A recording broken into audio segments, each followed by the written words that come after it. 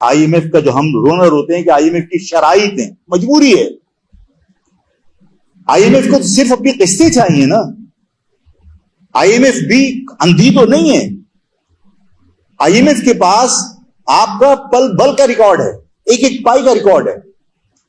I am F نے آپ کو $3 ارب دیے اور اگلے سال $23 ارب واپس کرنے. تو آئی ایم ایف کو کیا پتا نہیں کہ $23 ارب کہاں سے واپس کریں گے؟ ان کی جرت نہیں کہاں سے کریں گے پیسے واپس. آئی ایم ایف نے $23 ارب جمع کرنے کے لیے آپ کو فارمولا بتا دیا، ٹیکس لگا دیجئے، یہ کر دیجئے. آئی ایم ایف کے نام پر آپ کے اوپر ٹیکس لگ رہے ہیں. آئی ایم ایف کی بھی کنڈیشن ہوگی. کیا آئی ایم ایف کو جب یہ پتا ہے کہ کتنے نوٹ آپ نے بغیر لیکوڈیٹی کے چھاپ دیے اور آپ کی کرنسی اسی وجہ سے ڈی ویلیو ہو رہی ہے، تو کیا اس کو یہ نہیں پتا کہ 43 کروڑ یونٹ پاکستان افواج کے افسران، بیوروکریٹ اور ججز 43 کروڑ یونٹ یہ بجلی کے فری استعمال کرتے ہیں، جن کی تنخواہیں لاکھوں روپے میں، جن کی تنخواہیں 22-25 ہزار روپے ہیں، گارمنٹ فیکٹریوں میں نوکریاں کرتے ہیں، 15,000 روپے کرائے کا گھر ہے اور 15,000 روپے بجلی کا بل ہے. بچوں کو کیا کھلائیں گے، کیا پلائیں گے؟ زہر کے علاوہ کچھ بچتا ہے؟ لوگ خودکشیاں کر رہے ہیں، اس کی پرواہ نہیں ہے. لاکھوں روپے تنخواہ لینے والے کے بجلی کے بل معاف ہے، پیٹرول اس کو معاف ہے، لگژری گاڑیاں معاف ہیں. ان سارے حالات کے اندر آپ کو یہ بات سمجھ لینی چاہیے کہ یہ سب ایک منصوبہ بندی کے تحت ہو رہا ہے.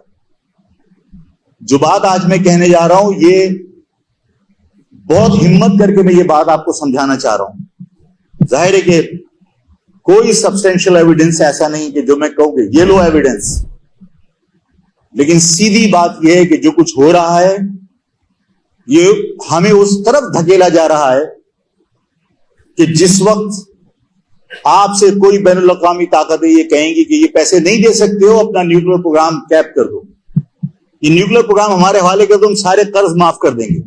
یہ ڈالر جو آج 350 روپے کا مارکیٹ میں نہیں مل رہا، یہ کل 100 روپے کا ملے گا.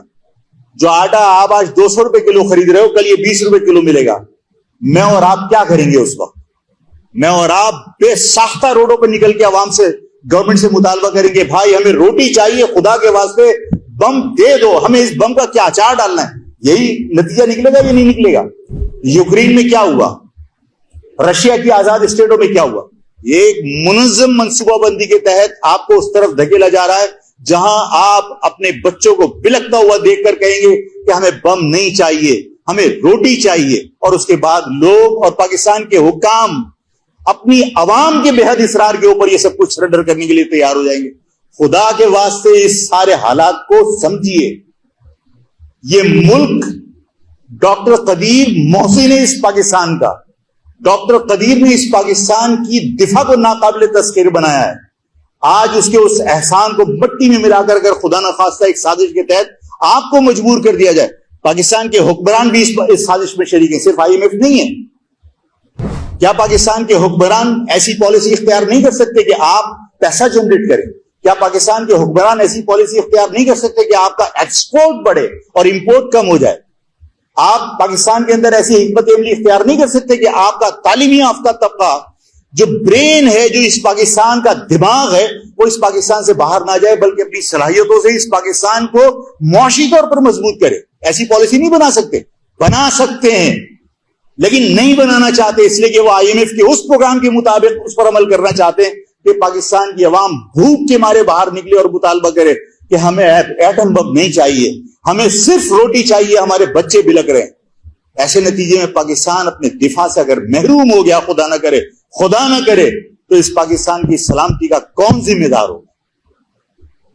اس پاکستان کو بچانے کے لیے کون کنونشنل جنگ لڑے گا؟ یہ وقت نہیں ہے کہ دوبارہ 303 سے آپ جنگ لڑ لو.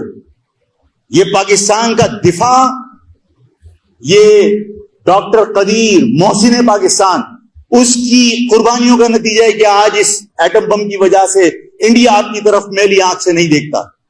لیکن اگر آپ بیرونی طاقتوں کے ایما پر، بیرونی طاقتوں کے اشارے پر، اپنے ذاتی لالچ کی بنیاد کے اوپر اگر آپ پاکستان کو اس مقام پر پہنچا دو گے کہ جہاں عوام نکل کر یہ کہے کہ ہمیں بم نہیں چاہیے، روٹی چاہیے، اور خدا نہ کرے اسی پاکستان کی عوام کی اس خواہش کو بنیاد بنا کر اگر یہ سرنڈر کر دیا جائے تو اس پاکستان کی سالمیت اس کا کوئی ذمہ دار نہیں ہوگا. اس کو پاکستان کی سالمیت کو کوئی بچا نہیں سکتا. کس پوزیشن میں آپ, کن حالات سے گزر رہے ہیں آپ؟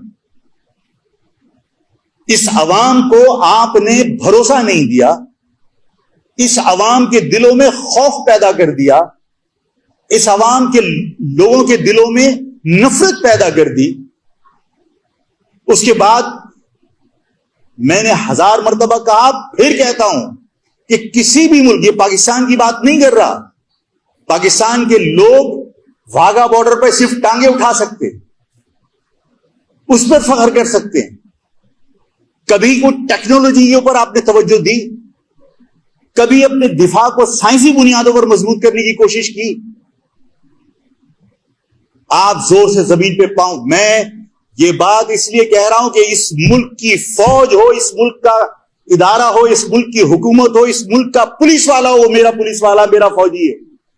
اور اگر میں بھی باقی لوگوں کی طرح صرف تعریف کے پل باندھوں اور ان کو ان کی حقیقت نہ بتاؤں یا ان کو احساس نہ دلاؤں یا غلطی کی میں ان کو نشاندہی نہ کروں, میں دشمن ہوں. دشمنی وہ نہیں ہے کہ ہر اچھے اقدام اور ہر برے اقدام کے اوپر آپ تعریفیں کریں. غلطی کی نشاندہی کرنا وفاداری ہے.